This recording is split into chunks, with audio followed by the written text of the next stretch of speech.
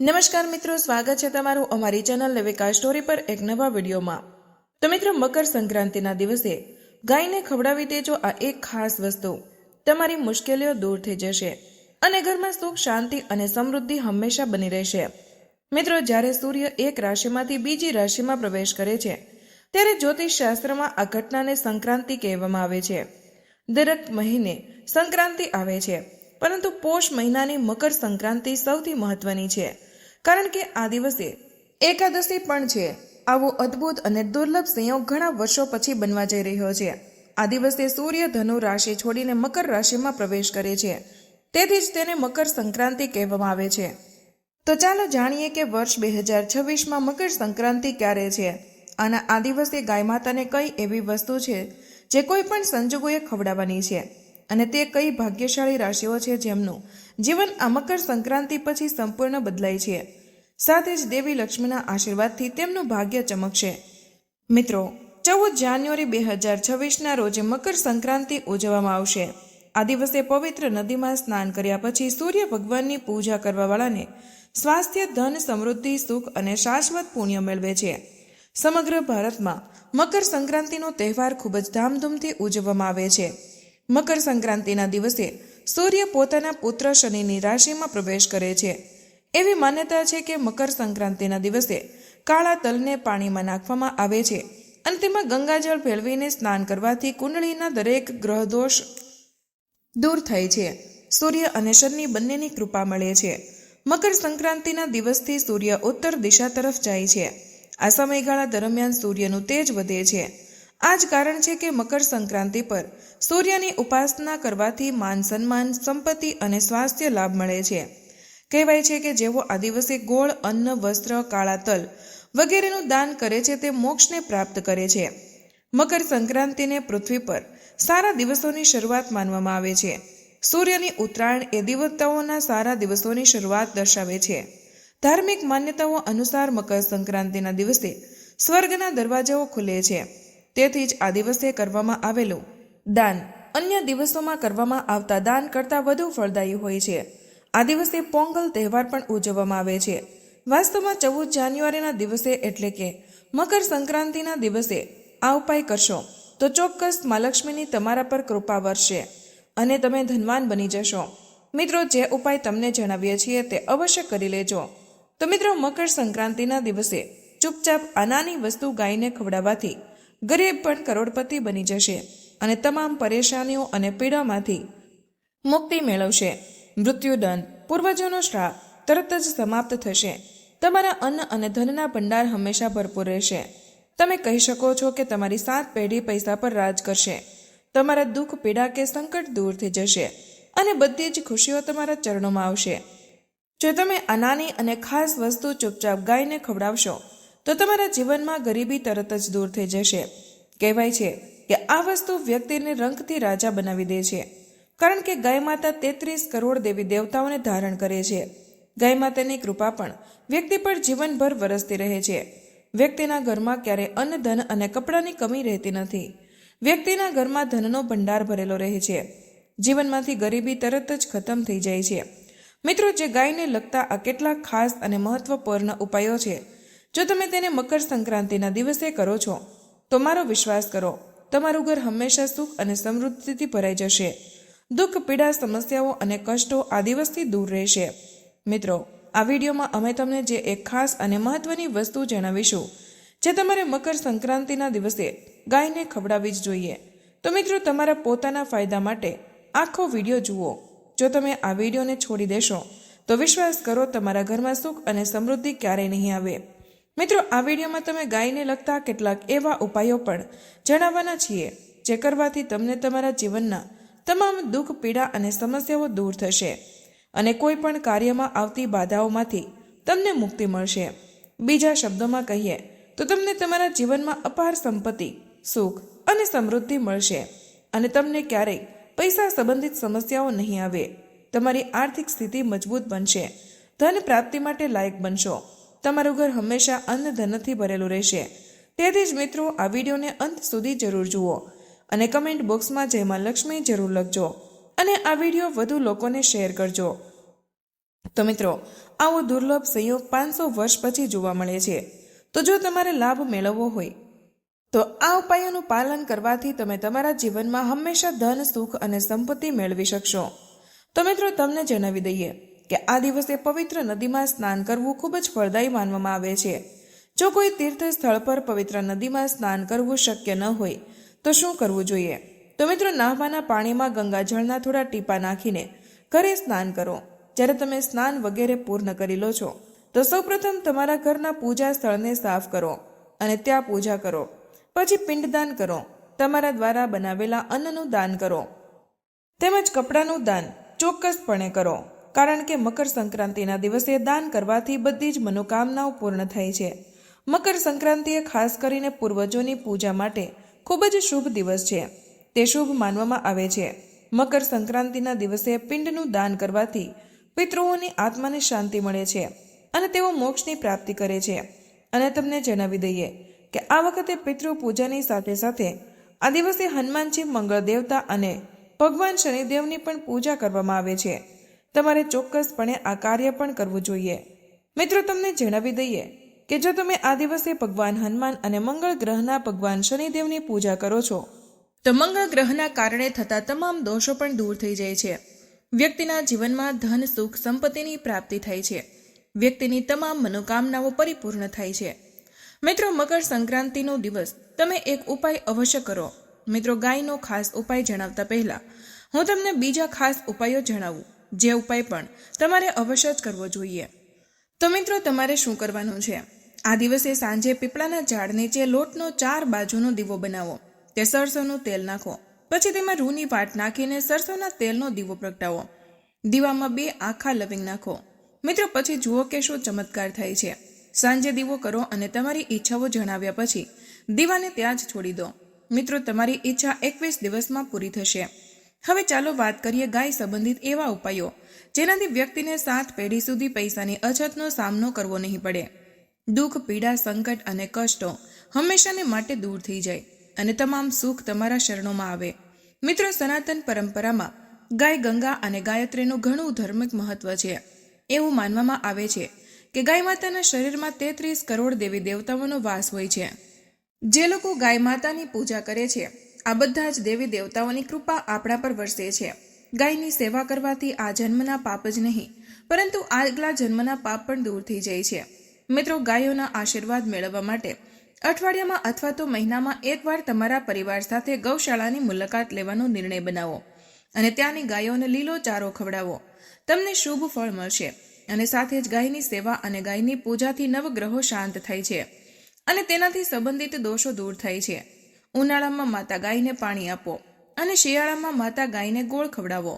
ધ્યાનમાં રાખો કે ઉનાળામાં ગાયને ગુઠિયા એટલે કે એક પ્રકારની મીઠાઈ આપવામાં આવે છે. મિત્રો, ગાય માતા સાથે સંકળાયેલા ઘણા શુભ અને અશુભ સંકેતો છે જે પોતાના શરીર પર અનેક દેવી દેવતાઓને ધારણ કરે છે. મિત્રો, ઉદાહરણ તરીકે જો દૂધ પીતી વખતે ગાય ઠોકર ખાય અને બધું જ દૂધ છલકાઈ જાય તો તેને શુભ સંકેત માનવામાં આવે છે.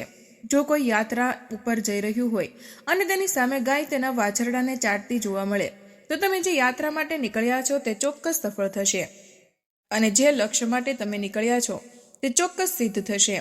તેમજ દિવસના સમયે ડાબી બાજુ ગાયનો અવાજ સાંભળવો શુભ માનવામાં આવે છે. ગાય સાથે ભૂલથી પણ દુષ્કર્મ ન કરો, નહીં તો તમે ઘોર પાપ કરશો અને તમને આજીવન મુશ્કેલીનો વેઠવી પડશે. ગાય સંસ્કૃતિનો મહત્વનો ભાગ છે. તો પછી લોકો ગાય સાથે ખરાબ વર્તન કેવી રીતે કરે છે? ગાયો પીડામાં ભટકતી રહે છે.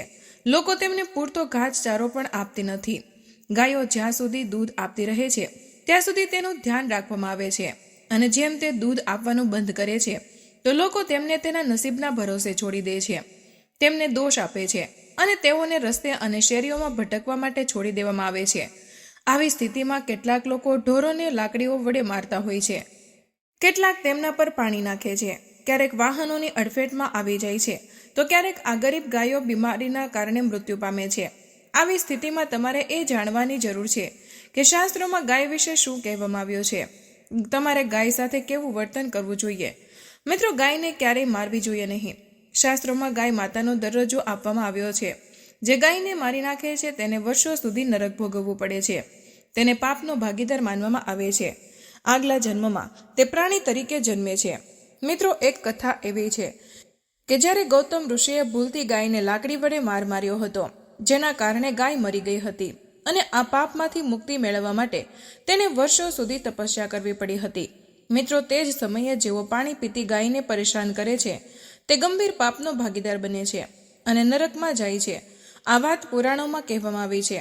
જ્યારે જે લોકો પીવાના પાણીની સુવિધા અને ગાય માટે ઘાસચારો બનાવે છે, આવા લોકો ગંભીર પાપોમાંથી મુક્ત થઈને સ્વર્ગ પ્રાપ્તિ કરે છે અને ખૂબ જ શ્રીમંત પરિવારમાં જન્મ લઈને સુખ ભોગવે છે. મિત્રો, કહેવાય છે કે ગાય જ્યાં બેસે છે ત્યાંથી નકારાત્મક ઉર્જા ગાયબ થઈ જાય છે. જે લોકો ગાયના બેસવાની જગ્યા નિયમિત રીતે રાખે છે તેઓ પોતાના જીવનમાં જાણે અજાણે કેટલીક પાપોમાંથી મુક્તિ મેળવે છે. ભગવાનના અંશમાંથી જન્મેલો નંદી જ ગાય વંશનો છે અને તેની સવારી મહાદેવ અને પાર્વતી માતા પોતે કરે છે, કારણ કે નંદી એ પોતે જ પોતાની ઈચ્છાથી મહાદેવને પોતાની પીઠ પર સવારી કરાવી હતી. મિત્રો, તેની સાથે જ 7 શાસ્ત્રોમાં ગાયના દાનનું ઘણું મહત્વ આપવામાં આવ્યું છે. પરંતુ વૃદ્ધ અને બીમાર હોય તેવી ગાયનું દાન ક્યારેય ન કરવું જોઈએ. ઉપનિષદમાં નચિકેતાની કથા એ સંદર્ભમાં પણ એ છે કે જે કોઈ ગાય અને તેના વાછરડા સહિતનું દાન કરે છે તે મહાપુણ્ય પ્રાપ્ત કરે છે અને સ્વર્ગમાં સ્થાન મેળવે છે. મિત્રો, જો રાહુ સાથે સૂર્ય, ચંદ્ર, મંગળ અને શુક્રનો સંયોગ હોય તો પિતૃદોષ છે એવું પણ માનવામાં આવે છે કે સૂર્યનો સંબંધ પિતા સાથે અને મંગળનો સંબંધ પિતા સાથે છે. સૂર્યના સંબંધને કારણે જો શનિ, રાહુ કે કેતુ તેમની સાથે સ્થિત હોય અથવા તો દ્રષ્ટિ સંબંધિત હોય અને મંગળ, રાહુ કે કેતુ સાથે સંયોગમાં હોય તો પિતૃદોષ છે. આ દોષને કારણે જીવન સંઘર્ષથી ભરેલું બની જાય છે. પિતૃદોષ હોય તો ગાયને રોજે ખવડાવવું જોઈએ અથવા તો કોઈ પણ એકાદશી કે કોઈ પણ પૂર્ણિમાના દિવસે, અમાવસ્યા કે કોઈ ખાસ દિવસે ગાયને રોટલી, ગોળ અને ચારો ખવડાવવાથી પિતૃદોષ દૂર થાય છે. ગાયના પાછળના ભાગમાં ગુરુ છે. આથી જો કુંડળીમાં ગુરુ તેની સૌથી નીચલી રાશિમાં હોય તો જો તમે ઘરમાં હોય અથવા તો કોઈ શુભ કાર્ય સાથે બહાર જઈ રહ્યા હોય અને તમને સામેથી ગાય આવતી દેખાય, તમારે ગાયને તમારી જમણી બાજુથી પસાર થવા દેવી જોઈએ. તમારી યાત્રા ચોક્કસ સફળ થશે અને જે ઘરમાં ગાય હશે તેને વાસ્તુ દોષ આપોઆપ દૂર થઈ જશે.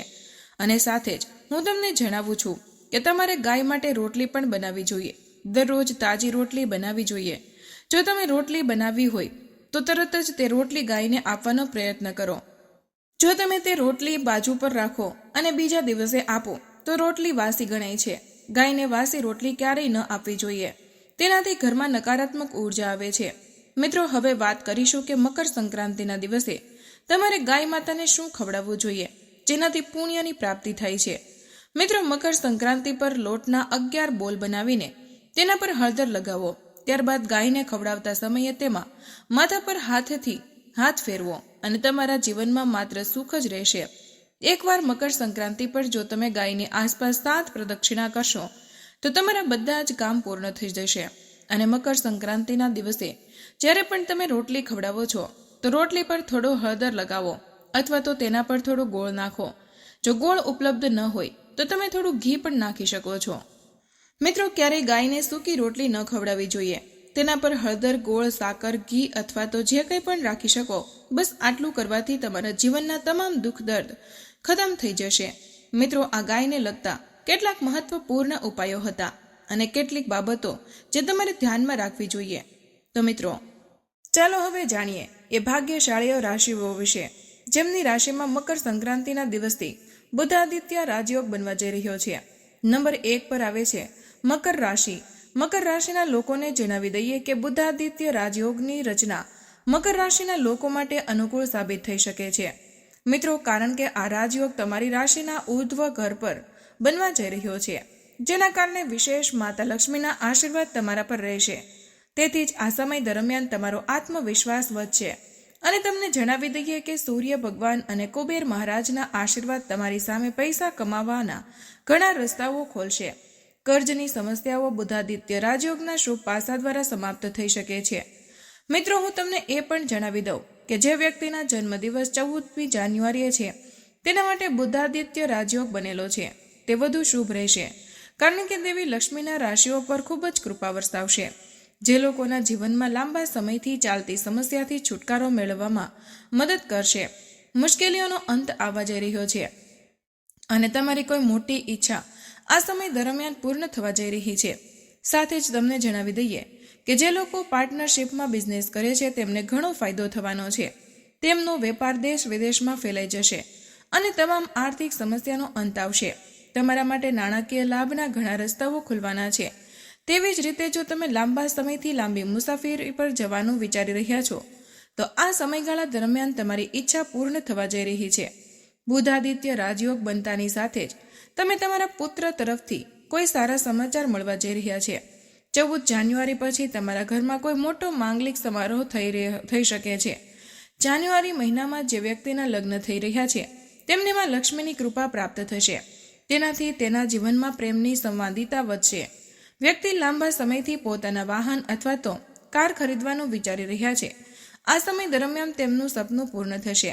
તમે કોર્ટમાં ચાલી રહેલા કેસમાં જીત મેળવશો.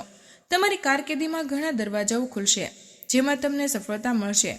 મિત્રો, બુધાદિત્ય રાજયોગ તમારા માટે ખૂબ શુભ રહેશે કારણ કે આ સમય તમારા માટે વરદાનદાયક માનવામાં આવે છે અને તમારા ઘરમાં નવા મહેમાનના આગમનથી હંમેશા ખુશીઓ બની રહેશે અને તમને લક્ષ્મી માતાના આશીર્વાદ મળશે. તેથી 60 વર્ષ પછી મકર સંક્રાંતિ પર બનેલો રાજયોગ તમારા માટે ખૂબ જ શુભ રહેશે.